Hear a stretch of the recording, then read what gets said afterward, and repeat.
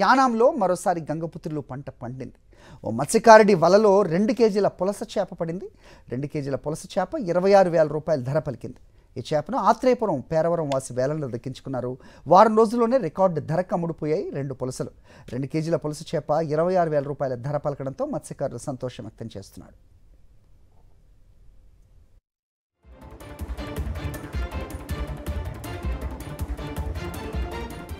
పుస్తెలమ్మైనా పులస తినాల్సిందే అని గోదావరి జిల్లాలో బాగా వినిపించే మాట. పులస చేపకు ఉండే క్రేజ్ అది. గోదావరికి వరద నీటి తాకిడి పెరగడంతో పులసల సీజన్ కూడా మొదలైంది.